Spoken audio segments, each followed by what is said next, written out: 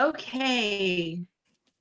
Good afternoon, everyone. Thank you all so much for joining us during your lunch hour to spend this time with me and these incredible group of ladies for Generation Generosity's CLE on domestic violence and domestic abuse in the age of COVID-19. And my name is Agnieszka Akpan. I'm a member of the Generation Generosity Committee and work in-house for Metro. And as aforementioned, we have this really great group of women who advocate and represent survivors of domestic abuse, and will be speaking to us today, giving us kind of a primer on protective orders, on the experiences of particularly women of color navigating issues of domestic abuse, and also the importance of social and transitional skills that are taught to these women as they sort of navigate through this process. And we're a year into this pandemic already, and one of the sort of immediate impacts of the pandemic that I remember, that I know we all remember from last March, was the surge in reported domestic abuse cases. And so we wanted to talk to y'all about why that is, why against the backdrop of sort of public disasters and emergencies, those cases seem to are amplified. And we're really excited to talk to each of you in your respective areas of expertise. So first I want to introduce Esther Kim, who's going to be moderating this panel with me. Esther is a staff counsel for Lone Star Legal Aid and practices in the family courts, as well as the 280th Protective Order Court, working on divorce cases that intersect with family violence issues. One of our panelists, Judge Barbara Stalder, will be joining us shortly, but in the meantime, I'd like to go ahead and start introducing the panel. So first, our first panelist is Ms. Maisha Colter, and with more than 11 years of service to AVDA, aids to victims of domestic abuse, Ms. Colter became Chief Executive Officer of AVDA on August 1st, 2019. She has dedicated her professional life to advocating for the needs of children and families in crisis. After attaining a dual bachelor's degree in social work and public policy, as well as a master's in social work from New York University, Ms. Colter became a licensed social worker in Brooklyn, New York, where she tirelessly worked with children and families involved with the Child Protective Services. After a few years, she pursued her law degree from Rutgers University and graduated in 2001. In 2003, she moved to Texas, learned about AVDA, and reached out to the executive director to volunteer, and was instead hired as the agency's sole staff attorney in 2004. That's incredible. She remained with the agency for almost 4 years and returned in 2012 as director of litigation to lead a staff of attorneys and paralegals who fight on behalf of victims of abuse, later becoming director of AVDA's legal advocacy program. So thank you, Ms. Colter, for being here with us this afternoon. All right, and our next panelist, I will be introducing her, and I'm very excited. This is the Honorable Barbara J. Stalder. Judge Barbara Stalder is the presiding judge of the 280th Family Protective Order Court, and she's board certified in family law by the Texas Board of Legal Specialization. She earned her undergraduate and law degrees from her beloved alma mater, the University of Houston main campus, and she has dedicated the vast majority of her career helping the Harris County residents via various nonprofit organizations such as Equal Justice Works, Aid to Victims of Domestic Abuse, or AVDA, and as a supervising attorney in a local civil clinic. I've actually met Judge Stalder through the University of Houston legal clinic, so she taught me too. And Judge Stalder has also taught at the University of Houston Law Center, which is, again, where I met her. And she worked with victims of domestic violence as a supervising attorney in that civil clinic. So thank you so much for joining us. Our next panelist is Miss Elise Griesmyer. Ms. Griesmyer is the Associate Legal Director for Catholic Charities St. Francis Cabrini Center for Immigrant Legal Assistance, the largest nonprofit immigration legal service provider in Houston. The Cabrini Center has a staff of more than 70 attorneys, paralegals, accredited representatives, and support staff providing legal services to the immigrant community of Greater Houston. In her previous work for the Cabrini Center, Ms. Griesmyer served for 8 years as a staff attorney, then managing attorney in the Crime Victims Assistance Program, representing immigrant survivors of serious crimes, including human trafficking, domestic violence, which we'll be talking about today, and other crimes of violence to apply for immigration benefits, including humanitarian relief in the form of U visas, T visas, and remedies under VAWA, or Violence Against Women Act. She works in conjunction with law enforcement agencies and other organizations to provide education and training about the rights of immigrant crime victims, and also provides legal Know Your Rights presentations at crisis shelters and community organizations. So thank you, Ms. Griesmyer, for also being here with us, and thanks in advance for providing the perspective from the immigrant legal community as well. So. All right, and our next panelist is Ms. Carvana Cloud. She's an attorney, community advocate, and social entrepreneur. In 2020, Ms. Carvana founded the Empowered Survivor, Inc., which is a crisis intervention and violence prevention agency designed to reduce domestic violence and related homicides in communities of color. The Empowered Survivor exists to identify and remove the barriers that have historically prevented countless survivors of color from requesting help to escape abusive relationships.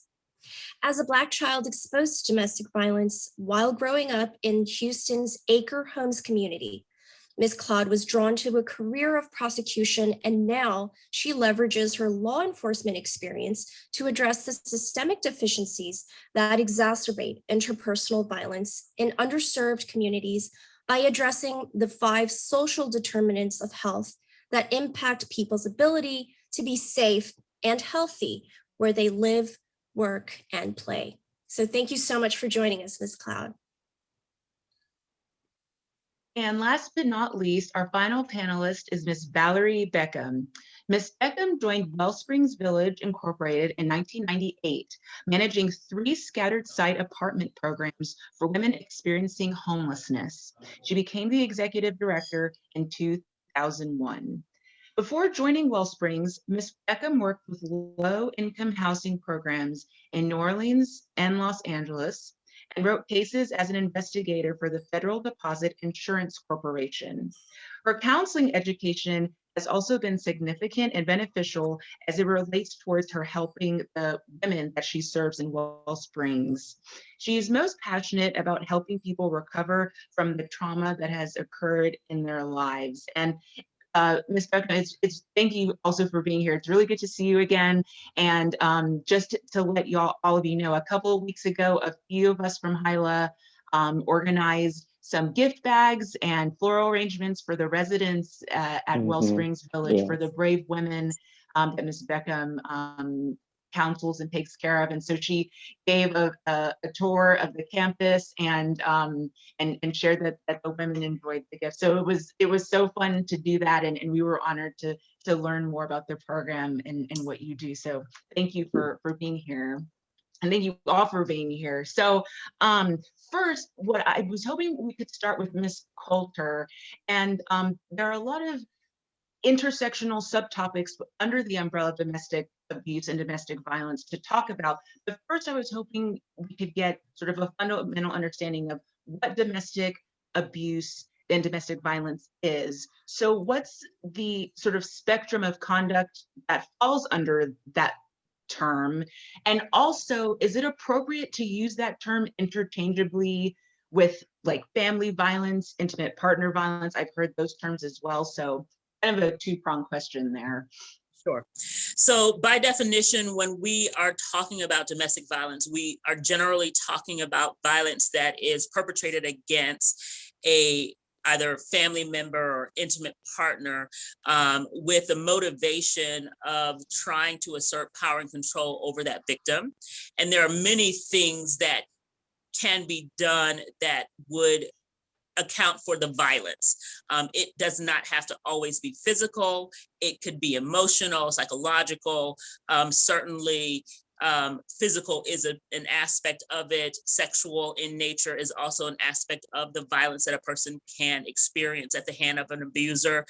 So there's a broad swath of behaviors that we are talking about when we say violence, and it is not limited to physical violence. So that's the broader definition and encompassing definition. When we talk about IPV or intimate partner violence, we really are talking about relationships that are intimate in nature. Generally speaking, we consider those our dating relationships, marriages, and things of that nature. So domestic violence can also be about parent to child violence or child to family, parent violence. So domestic violence within the scope of the family dynamic is bigger than what IPV might entail. But again, all of it is something that we are looking at as a dynamic that really is impactful to the intimate relationship, the family relationship, and then it just keeps going out to the community, and then the community at large is also impacted by what we call domestic violence.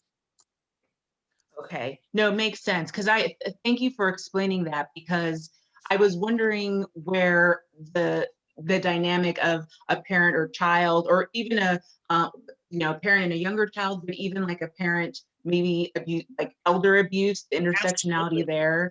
Absolutely. Okay. That's all that's what I mean by the broader, more encompassing definition of domestic abuse, is really looking at the family system and violence perpetrated within that space that doesn't have to be limited to an intimate relationship, but certainly there's a recourse within the criminal justice system, within the civil legal system that is available to people. And so we want to be as broad-minded as possible, because we really do want to be as protective as we can to anyone who falls victim to domestic abuse. But we understand oftentimes that sometimes what we are referring to is intimate partner abuse, which does have a sort of unique space within the domestic violence culture and world that we're speaking about. Okay. Well, so then for those dynamics that are like dating, marital relationships, when I think a lot of times when people do think of domestic abuse, it's within sort of like those paradigms. So so thank you for explaining sort of the broader picture. I'd be curious to know what your experience has been with receiving phone calls and doing intake on cases from folks who might be men, even same-sex relationships too, and keeping in that conversation of sort of broadening the way what these families are and what they look like. Sure.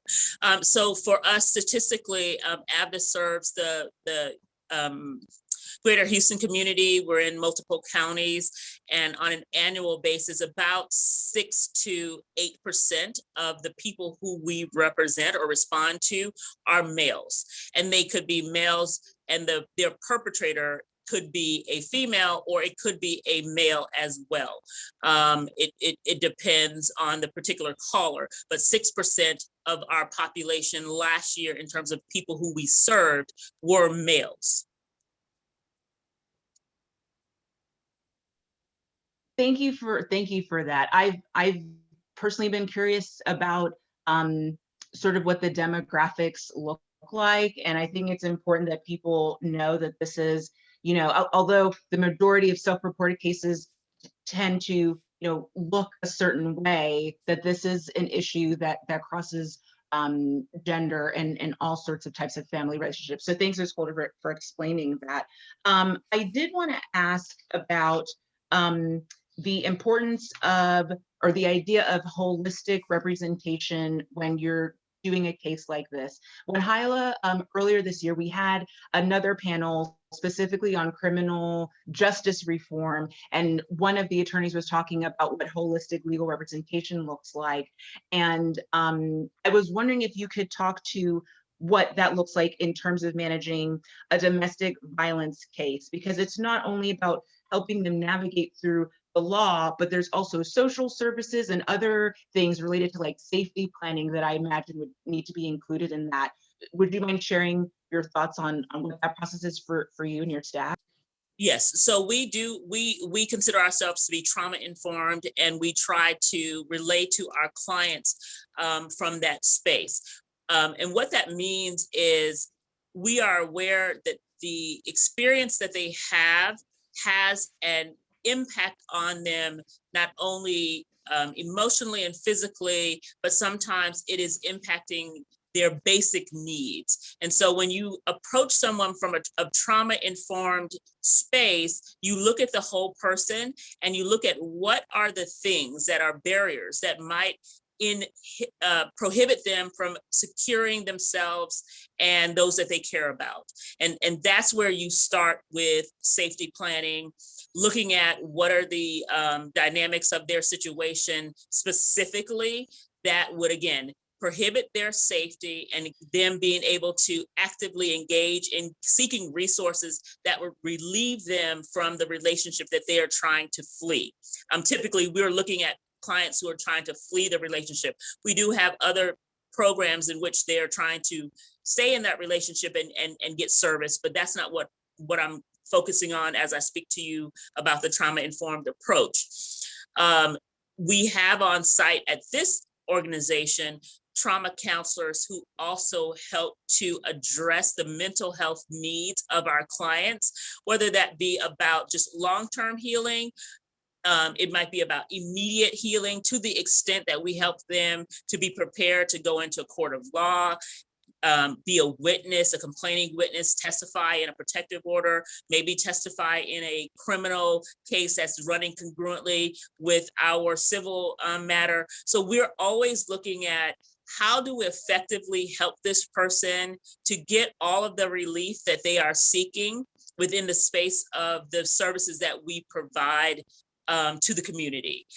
We have clients that may not necessarily want to pursue a protective order. We engage them to see what that looks like. Sometimes they may just want to get child support, but not get a divorce. We always look at the perspective of empowering the person, giving them the space to be able to make decisions and informed decisions about what they want to pursue by way of legal remedies, because that's our priority and that's our programming, which is, representing them in the legal space. We also want to make sure that they have concurrent resources. So we collaborate with other programs and services. If there is an immigration issue, we will be making referrals to a Catholic Charities or Tahare Justice Center, whatever is appropriate, that again will garner them resources that help them move forward, propel forward into safety, propel forward from the abuse that they were experiencing. So that's sort of the mindset of someone who is working in a space that's holistic and trauma informed. I will tell you, in the age of COVID, basic needs became a real issue for many of our clients. They were already experiencing domestic abuse, and the consequences of that dynamic in their lives. COVID did a number on clients in the same way that it did on the community at large. We had clients who were working as wait staff that were immediately let go and did not have any place to go in terms of work. But on top of that, they were also dealing with, the abuse. We had people who were trying to navigate getting unemployment insurance and how that process was working at the same time that they were dealing with their abuse. So we always look at what is going on in this person's particular circumstances and how can we help to outfit them with options and resources so that they can in fact be at a position of improvement. Thanks, Ms. Colter. I had a follow-up question, but I'll be quiet so Esther can ask her next question. But that's fantastic. I'll save it for the end. Thank you. I just wanted to say, Ms. Colter, I think it's really important to acknowledge that empowerment and really just holistic empowering legal services and social services is extremely important in this area. And as you had said, decision-making is extremely difficult for a lot of the survivors and people who are going through domestic violence, because it is one thing to go through that sort of traumatic experience and another thing to have the courage to step up and tell someone that this is going on in their lives. And again, another step that is extremely difficult for them to go forward and decide to do something about that, to do the next legal step. And so I would like to ask Judge Stalder that in connection to all of this, we know that there's been an incredible uptick in domestic violence since the COVID-19 pandemic has started. Do you think you can speak generally to us about what your caseload has looked like since the pandemic? I mean, we know that generally there's an increase, but does that also translate to an increase in domestic protective order cases? Thank you, everyone, for asking me to be here. I appreciate it very much. I ran the numbers yesterday, so I would be sure to have, the most accurate data. And actually, I took it from January 2019 to December 2019, and then did January 2020 to December 2020, and we are actually down 727 case filings. Wow. And I broke it down by month as well. And the most significant drop was between March and June and September through December. And that was very alarming to me because I knew the case filings, I figured they would be down. However, in the middle of it, it felt like they were going up. But I think that was just because of all the restrictions that we were under and how we conducted business. But that is really alarming to me because we know the calls went up, but the case numbers went down.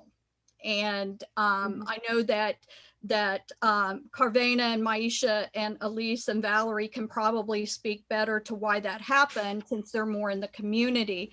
But I think a lot of it has to do with resources. And I think a lot of it has to do with just people trying to get their basic needs met. And maybe the calls went up, but not necessarily going through that process to get a protective order went down. But that's very alarming to me.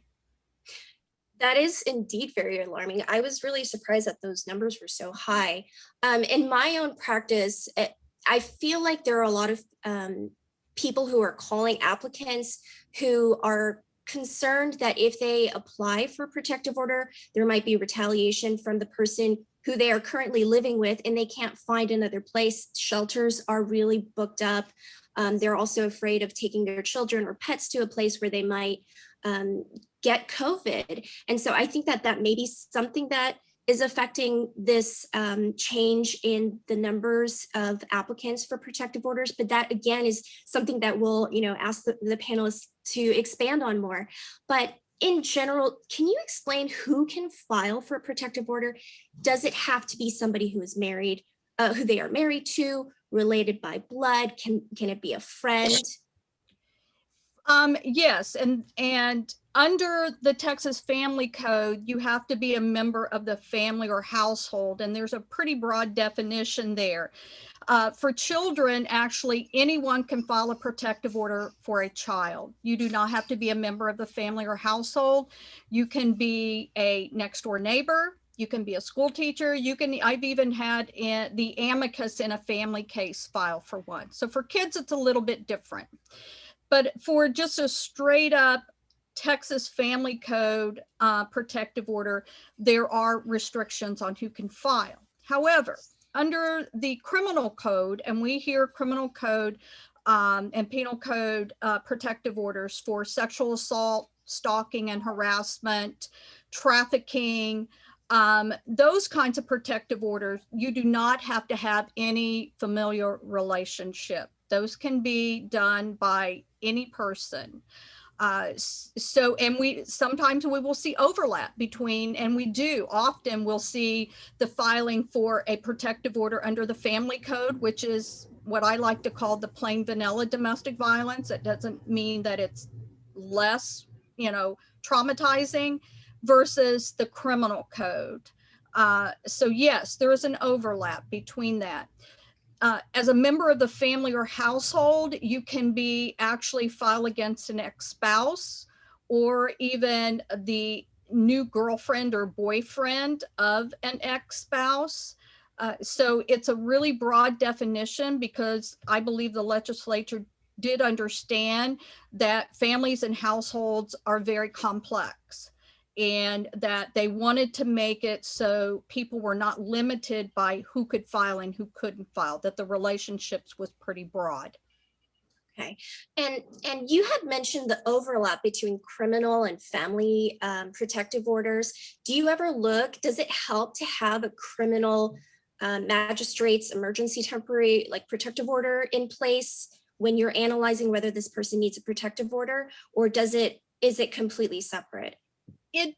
It matters to me because in a couple of different instances, but most important, to get a temporary ex parte protective order, you have to find that there's a clear and present danger. Well, let's say that that person the respondent is a defendant in a criminal assault, and the judge has granted the applicant a magistrate's order of emergency protection, a MOAP. Well, let's say that MOAP is doing its job, and that the respondent isn't bothering the applicant. That matters to me, because that tells me that the protective order is working, and that may be the underlying reason why there's been no contact. So that gives me a lot of information just in knowing that. Also, there is a provision in the family code that says if a respondent has violated the terms of a protective order that's expired, that there are certain provisions that don't need to be necessarily met, an evidentiary issue. So that is also very helpful for me to look at and sort of determine, does that apply in any particular case? Okay, thank you so much. And we also kind of talked about people who are afraid to apply, but once they finally decide to take that step to apply, and then they feel maybe retaliation may be an issue, or somebody may say to them, this is frivolous, and a lawyer may tell them, this is really not something that you should, go to protective order court for. Do you have a lot of these cases now that this pandemic is really just kind of going on?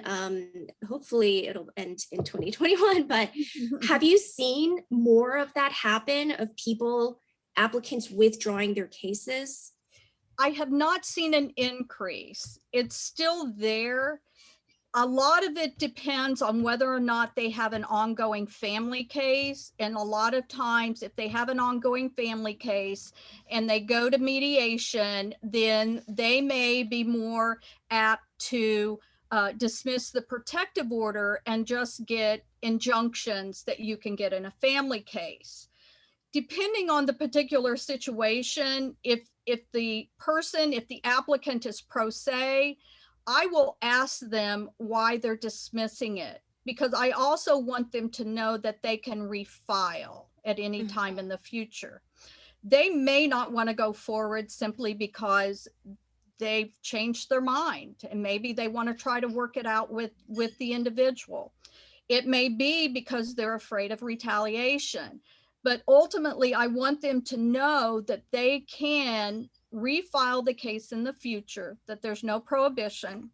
And I let them know I'm not going to be mad at them or judgmental of them, because it's not my place to tell them when to go forward. They just may not be ready. In addition, they may not feel like they need it anymore if the person has not been bothering them while the ex parte has been in effect. They may feel like they're perfectly fine. And so it's a matter of education. I will say that I have actually, even when there's been an attorney on the case, I've had a request by a private attorney to actually have someone talk to the applicant before they dismiss it, to make sure that they do safety planning, to make sure they understand the dynamics of the abuse, because the attorney, although maybe knowledgeable in domestic violence, maybe that is not their area of experience. And so we do a lot of that. We have a court advocate through the Harris County Domestic Violence Coordinating Council that is with us Monday through Friday. And so I'm able to have someone talk to them before they take that final step, if they choose to. I don't force them. Yes, and I think that's really important to mention because, again, in my practice, I feel that a lot of the applicants who ask me for advice about protective orders feel a strange sort of relief when you tell them that if for any reason you would like to dismiss this case or non-suit it, it will be without prejudice, and you can try again later when you feel more comfortable in moving forward. And so I think that's a really important point, Judge Stalder. Thank you so much. You're welcome. Thank you. I was hoping to kind of shift the conversation a little bit because still related, but there's another pandemic that has been going on. There's several that sort of intersect, sadly, but I'm speaking to the one that has sort of permeated the history of this country for hundreds of years, related specifically to race and race relations. And I wanted to sort of start this dialogue with Ms. Cloud, because I know that the work that you do for survivors of domestic abuse speaks not only to the abuse, but also sort of the intersectional issues related to racial trauma as well. And, although there's been this, surge of, mobilizing related to racial and social justice and Black Lives Matter, et cetera, over the past several years, I think it's the work that Empowered Survivor does is especially unique because it talks to how the experiences of Black women, notably, and how restorative justice plays a role in sort of helping domestic survivors as well. So I was wondering if you could speak to what the missing gap or puzzle piece is in addressing the needs of Black domestic abuse survivors, and how Empowered Survivor speaks to that gap to address the experiences and needs of these women in particular. Well, thank you. Thank you again, Hyla, for having us. I've always loved to show up and be a part of anything that Hyla has. I was a proud member of Hyla back in the day when I qualified still for the age requirement. So thank you for having us. You bring up a very important topic. I mean, you said it very well. We have several pandemics within pandemics. And the racial pandemic, as far as how Black women specifically, we know that domestic violence obviously affects all people in this country, all socioeconomic levels and all ethnicities. But we can't ignore the data, and the data clearly shows that Black women specifically are disproportionately impacted by domestic violence. And so when we're looking at that, I think it's important not only to understand it from a criminal justice and a law enforcement and a prosecution perspective, which is largely what the Violence Against Women Act was mainly created and designed to do. But we at now especially have a very unique opportunity to shift that conversation and adjust our response to serving communities of color so they can be sure to not only be responded to, but they need to be seen, heard, and healed. And that's what we do at the Empowered Survivor. And that means you have to not only be trauma informed, like Maisha so eloquently described earlier, but you have to be culturally relevant and specific. I say all the time that I'm unapologetically a Black woman in this space. I bring to this not only, experience as an attorney, as a former prosecutor, but as a child survivor, growing up in one of Houston's most impoverished communities. So what did we find out? We found out that there were several gaps. And that's why our model is a homicide reduction model, but it's based on the 5 social determinants of health.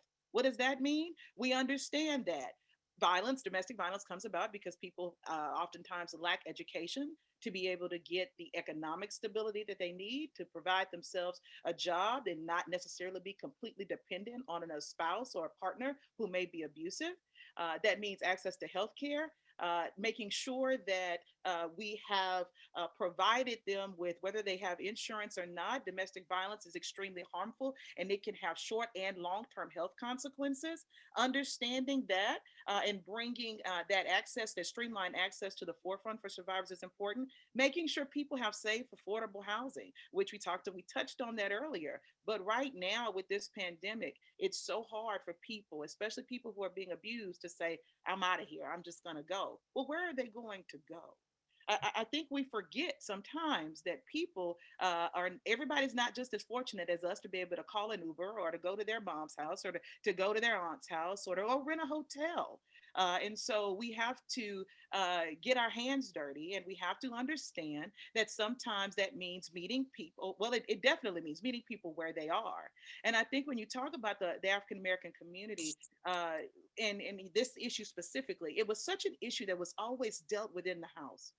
It was not an issue in our culture. We don't like to talk about that, and there's religious implications behind that, and the woman and the man, the traditional roles they play, and you just need to do what you have to do to get along and stay married, right? And if you're not in a marriage relationship, you may need to if you're in a bad relationship, well, just get out.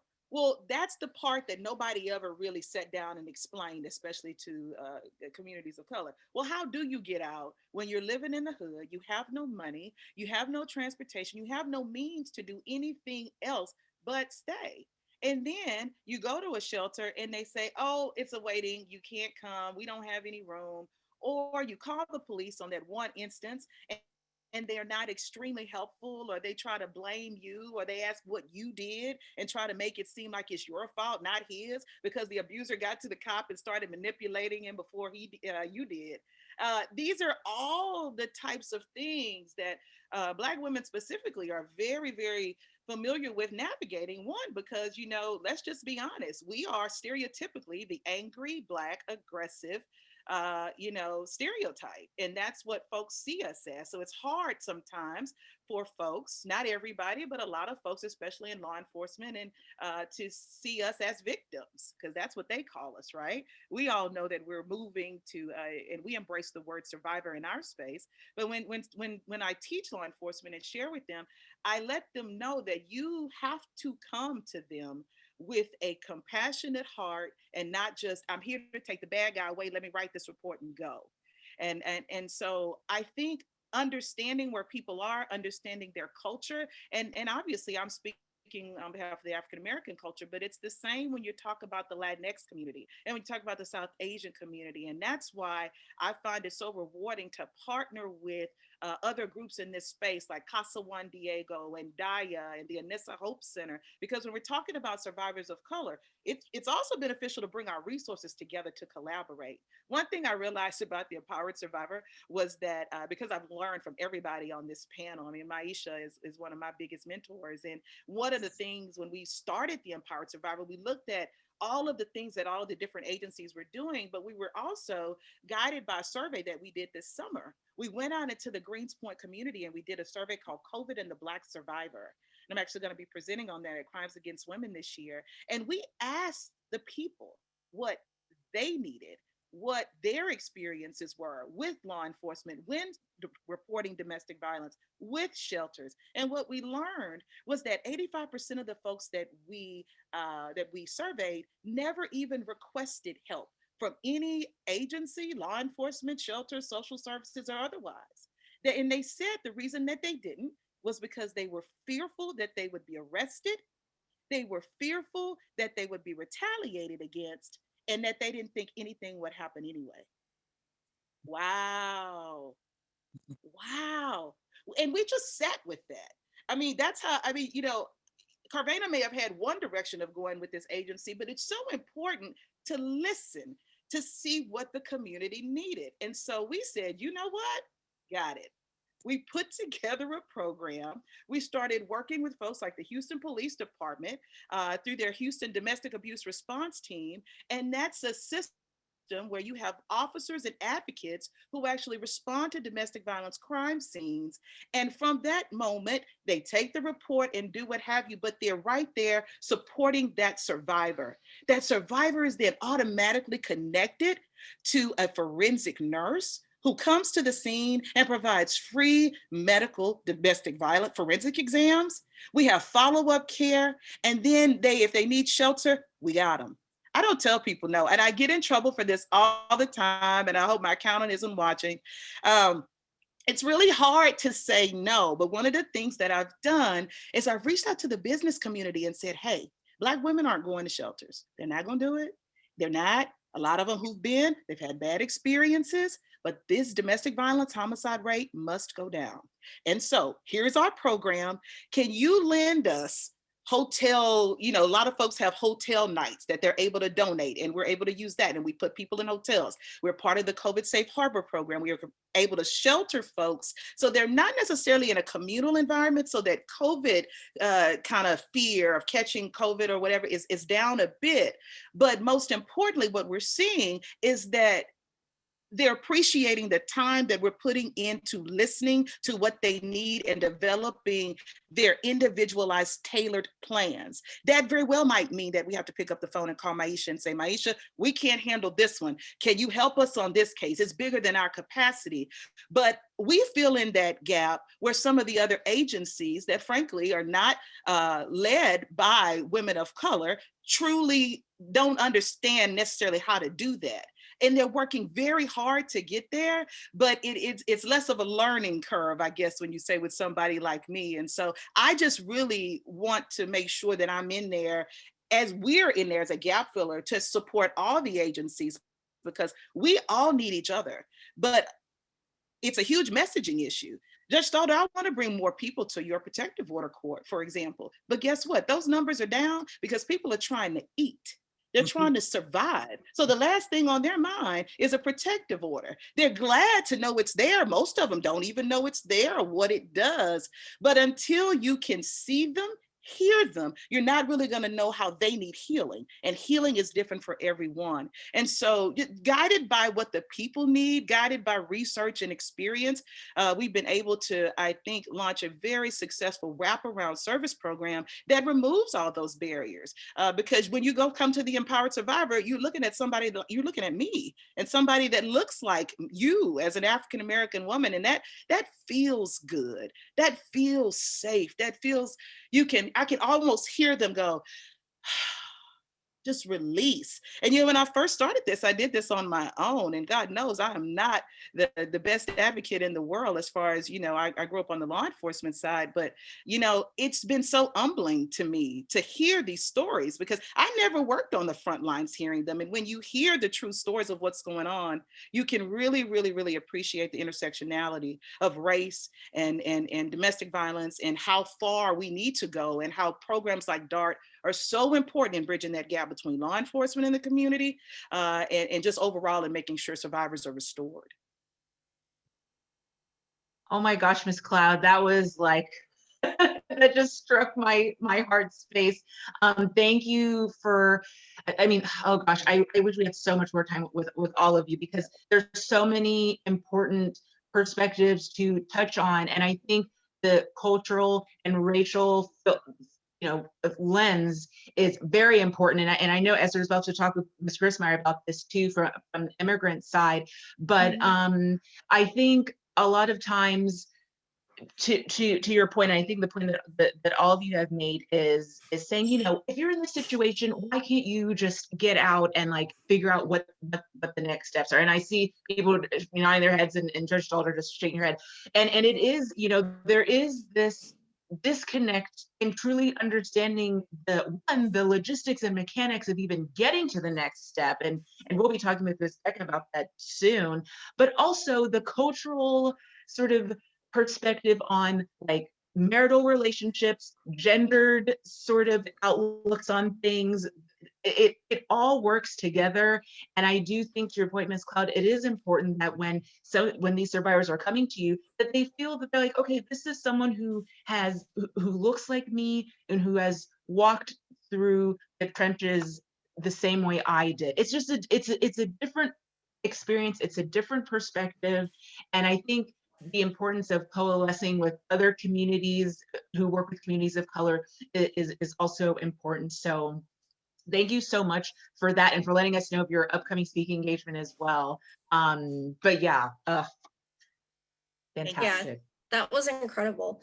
It opened my eyes to a lot more. I hear about this in the news, and I hear about it from friends, but you don't get this kind of in-depth explanation about all of these issues. And moving on a little bit, but still talking about culture and race and the pandemic. With the pandemic, I feel like right now in particular, there's just a lot of aggression against immigrants. And in connection to that, Ms. Griesmyer, as the Associate Legal Director of the Cabrini Center, you represent an advocate for immigrant women.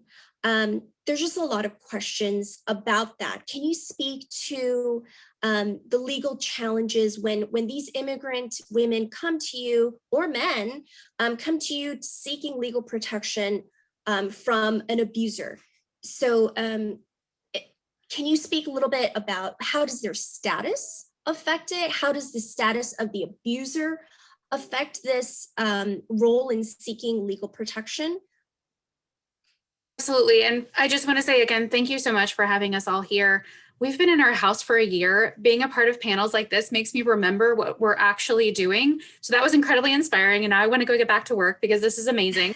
But absolutely, I'm happy to speak to our work with immigrant survivors. And so much of what Ms. Cloud was saying rings true for our immigrant community as another kind of marginalized group. And there's a huge overlap in in racial minorities and immigrant populations. But absolutely, lack of status is one of the biggest reasons our clients don't seek help. So there's a lot of the historic mistrust of law enforcement that you see in other kind of racial minority groups because of a long history of not being believed, of not being credited, of not seeing any action taken by law enforcement when you do have the courage to come forward. It rings so true with our communities. A lot of our clients come from cultures and come from societies where law enforcement, first of all, isn't necessarily a group of people you would trust. And second, a lot of these crimes just aren't recognized as being anything other than a family issue. So we do have to kind of unpack a lot of cultural and religious, societal burdens before clients can really have the space to make the decisions about what steps they want to take legally. So a lot of the work we do, speaking of trauma-informed work, is that culturally sensitive unpacking. So we have to first talk about definitions. When we're talking about domestic violence, we never or rarely couch it in terms like that. We're talking about really specifics. What actions did your partner take that might have made you feel uncomfortable? Talking about the idea of sexual abuse within a marriage is something that's very novel for a lot of women and men that we work with. So we have to do a lot of very careful, let's talk about what that means, because it's something that they're kind of having to redefine in their heads, understanding that it's something that's been happening to them for years. When we're talking about status of survivors and abusers, it does matter in terms of what protections they qualify for, but it also matters in the dynamics of an abusive relationship, and whether that's domestic violence kind of generally speaking between parents and children, or whether we're talking about intimate partner violence, because it all comes back to that power and control. And immigration status is a very powerful means to control a survivor. And we see that a lot. It's actually one of the reasons that the immigration remedies we have exist in the first place, is that Congress over time, thanks to the hard work of a lot of generations of advocates, noticed that the immigration system can be used against survivors. Typically speaking, the most common way for someone to get status in the United States is through a family member. And the family member that has status is the sponsor and can have complete control over that process. So if I'm an abuser and I'm the one with status, I can choose to apply for my partner right now. I can wait 10 years and then apply. I can apply and then cancel 5 times. All of the power and control over my partner's future, over my family member's future, over their earning potential, their ability to stay with their family, all of that power is with me. So VAWA and the U visa exist as a way for undocumented and people with temporary status to independently, without the permission of their abusive family member, to get those forms of relief that they're entitled to here in the United States, and help them have this kind of long-lasting protection to stay with their family, to have economic independence and not rely on that abusive dynamic anymore. Thank you for mentioning the U visa and the VAWA. I feel like we hear about it a lot, but can you explain the difference between what a U visa is and what VAWA does? Do you hear about it a lot? That's wonderful. Yes. I mean, something you're doing is working. Fantastic. Yes. For years, they're relatively recent phenomena. And for years, it's been something very little known, even within the immigration community. It's something that's kind of considered a little bit niche. But absolutely. So the U visa is based on being a survivor of a crime. There's a list of 25 plus crimes that qualify. And we're talking about very serious crimes against the person, crimes of violence. Some of our more common U visa cases are sexual assault, homicide or attempted homicide, domestic or family violence, aggravated assault, sexual abuse of children. These are crimes that qualify one for protection from immigration. So it's predicated on, number one, being a survivor, but number two, on cooperation with law enforcement. So this is where we have to do a little bit of work with our clients to feel out if this is the right path for them, because it is predicated on cooperation with law enforcement. In the U visa context, the status of the abuser is irrelevant. The relationship between victim and perpetrator is also irrelevant. So if it happens to be a sexual assault perpetrated by a stranger, that's not an issue and not a bar to applying for the U visa. VAWA is a very different type of relief. It's based on a familial relationship. So a lot of the definitions we hear from the family code will come back here. And it's designed to mimic the family immigration system. So it's called the Violence Against Women Act, but it is available for men and for children as well, for abused children, spouses, and for abused parents of US citizens. So in this case, we do have to show that the abuser is a legal permanent resident, a green card holder, or a US citizen. So in that context, the status of the abuser is important. Thank you so much. I think that clarifies it a little bit more. And going back a little bit, you talked about how the person who will sponsor you in your immigration status has complete control over really just what happens to your future. Mm-hmm. This, I think, also would apply to financial control and financial abuse. Can you explain how that might show up in your work with immigrant with men and women? Absolutely. So, I mean, again, it all comes back to that power and control. So if you have the ability to keep your victim financially dependent on you, dependent on everything, oftentimes we see in these intimate partner violence cases where one partner has status and the other doesn't, is we'll see that they'll use that as an excuse to be the only person listed on the children's school papers, on the electric bill, on the apartment lease, on all of these different things. And essentially the undocumented partner has no identity in the United States. They have no credit. They have no social security number. They have no driver's license. So all of these factors that Ms. Cloud referred to, your ability to earn an income, your ability to access a healthcare system or housing or benefits, anything. If you have no social security number, all of that is not an option. So you are truly without resources. So you have to be, and if there's no space at shelters, if there's no resources you qualify for, where are you going to go? So it's one more way to keep someone in place, and it's a really powerful one. Casa de Esperanza did a nationwide survey of Latin women, particular Latina women, and asked them, the ones who'd experienced domestic violence and sexual assault, and asked them what kept you from going to law enforcement, and if you did, what was your biggest fear? 40% said I was scared to get deported, and another 40 said I was scared to lose my kids. And while these fears are so powerful, they're also based in reality. If you are here and you're undocumented, you can be deported. If you're here and you're undocumented, you can lose your kids. This is a very real fear, and we don't ever want to undercount or minimize that, the reality of those fears. But it's part of the reason we do what we do, is because these families belong together. We want survivors to have the independence to move forward with status and participate in the criminal justice system, to participate in the protective order process or custody process without fears that that's going to cause them to lose their place here, the home that they've built, and the children that they love. Thank you. Yeah, I mean, that's just, it's so unfortunate that people have to worry about being separated from their children, and just what's happening right now. Hopefully it'll get better, but thank you so much for addressing those problems. Absolutely. Thanks, Ms. Griesmyer, and thank you for again, like contextualizing the importance of sort of specific experiences of women, depending on where these women are coming from culturally and the demographic they belong to. And one thing I want to say as we close, we can let you all get back to your afternoon, is we've talked a lot about the law today and navigating the legal space and navigating the court and what that looks like.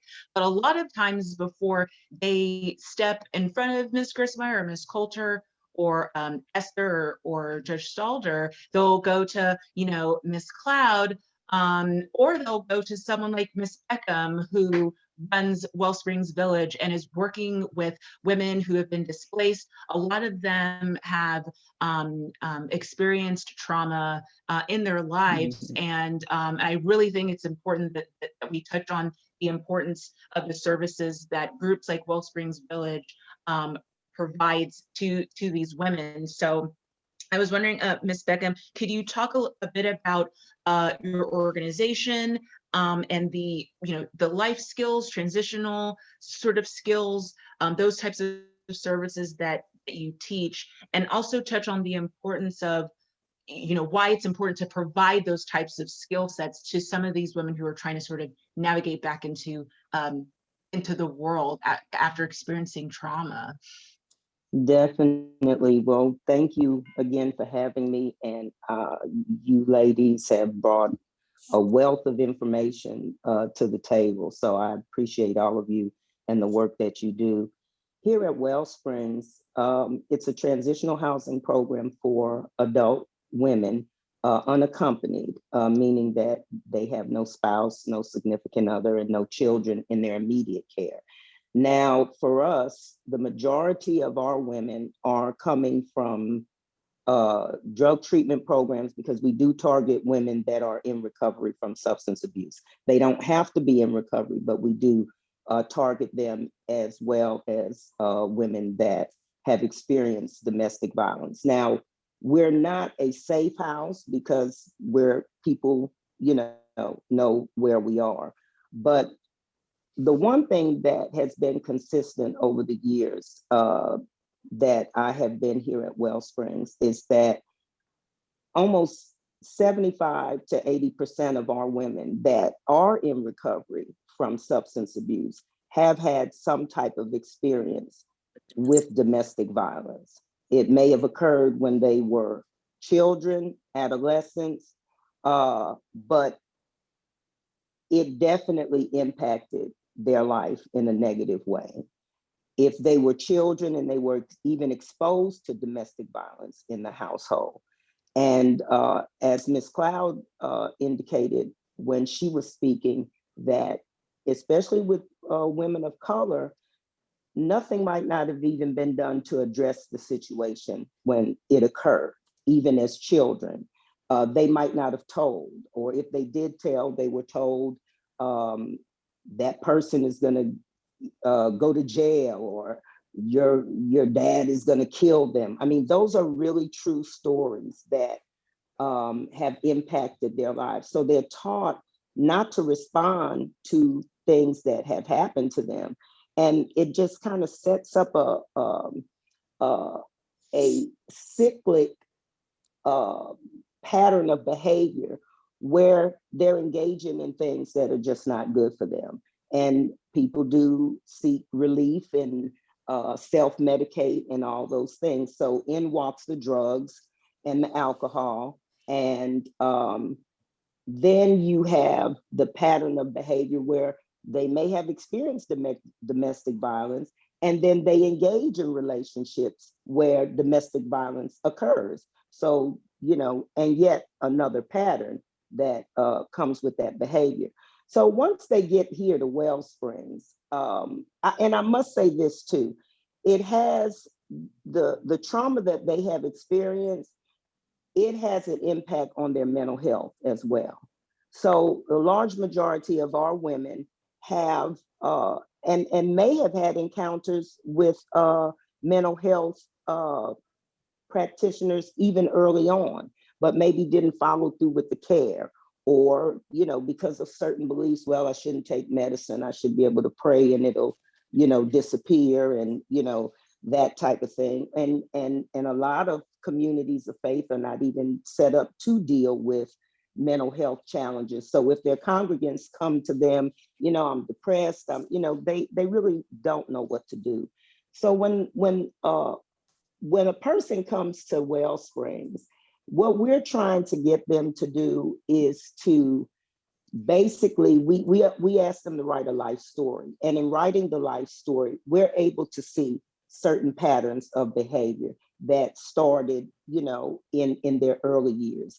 And oftentimes it's never been addressed. They've never gotten counseling for it. They've never talked to anybody about it. This might be the first scenario that they've had the opportunity to be honest and forthright about what has been their experience.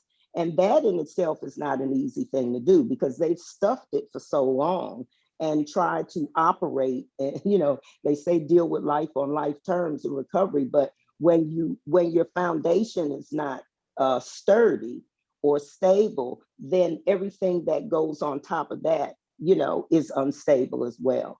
So the life skills is important because some people just have never been taught certain things.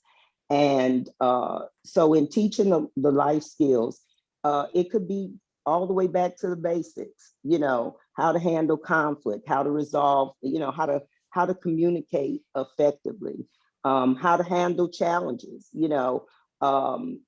That's, you know, one of the big issues that, you know, we have to deal with as well, to get people to communicate. If you respond to trauma by not saying anything about it, then this is the behavior you carry on, you know, with all of the other things that you encounter in life. Needing a place to stay when somebody is experiencing domestic violence. I mean, I can't tell you how many clients that we have that was their experience as children. If a parent was abusive, they didn't have anywhere to go. They couldn't just leave and go anywhere. So they did their best to, you know, live in the situation. A lot of them left home at early ages just to try to get out of the environment or the situation, but no job skills, you know, not anything that could really help them to, you know, be independent and take care of themselves. So when they come here, they really have been beat up and broken by life. And we want to give them the opportunity to really heal from the inside out, because we know that the things that, you know, is ailing them has to be resolved. And that resolution can come, you know, through the individual counseling, the group counseling, you know, the services that we offer here. And the case management is a really crucial piece too, because that case manager is going to work with that client on all aspects. We say we're a work-focused program because we do want people to be able to become gainfully employed, you know, so that they're prepared to take care of themselves when they exit the program. But the true healing starts within that person. Anybody can go out and get a job, you know, but the idea is for them to be able to function and not still carry that burden of what has been done to them, and to heal from that. So the ladies that we see, even the ones that have children, their children are usually not with them anyway because of the substance abuse, and they're being cared for, you know, by other people. So it's really important for them to work on those issues that have, you know, caused so much damage. Because if it doesn't get healed from the inside out, then, you know, they're going to continue to repeat those same cycles of negative behavior. Thank you, Ms. Beckham, for explaining Wellsprings' role in working with these women who have been traumatized. That's the word I've been hearing a lot. Ms. Colter first brought it up, and then has been continued throughout the afternoon, is trauma-informed approaches to interacting with these individuals. And I cannot thank y'all. And we had so many questions, and I know that we all need to get back to your day. But I did want to thank all of you for your time, for your heart, for your expertise, and thank you for all that you do. Esther, I know you litigate these cases all the time. I mean, to being here among the six of you, it's really been a great learning lesson for me, and for everyone watching as well. And we've had a lot of people in the chat asking questions and wanting to get connected with y'all. So I'll definitely reach out to y'all individually to see if with your blessing to connect you with folks who have other questions. The course number for this, and panel will get this sent to you in an email, is in the chat. But with the last sort of minute we still have about 30 people watching. Thank you. I think we were having a conversation before we pulled up about getting the COVID-19 vaccine, like deployment to these domestic abuse survivors. So before we let y'all go, with sort of the minute we have left, did any of y'all want to share what y'all were discussing before we go? Sure, I Yes, will very ma'am. briefly. Yes, I will.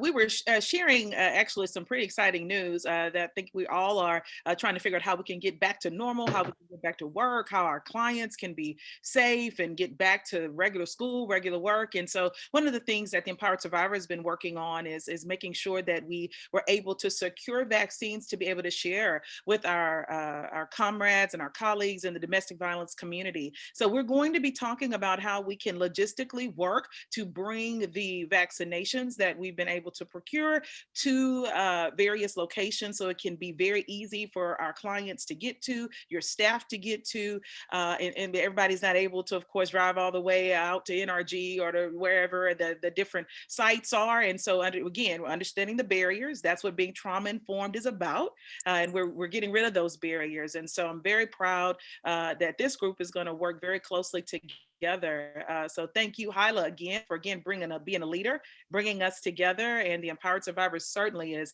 happy to be able to continue to do all we can in that healthcare space, because that's a part of it, right? The work we do, we are very much first responders. I don't care what anybody says or calls us.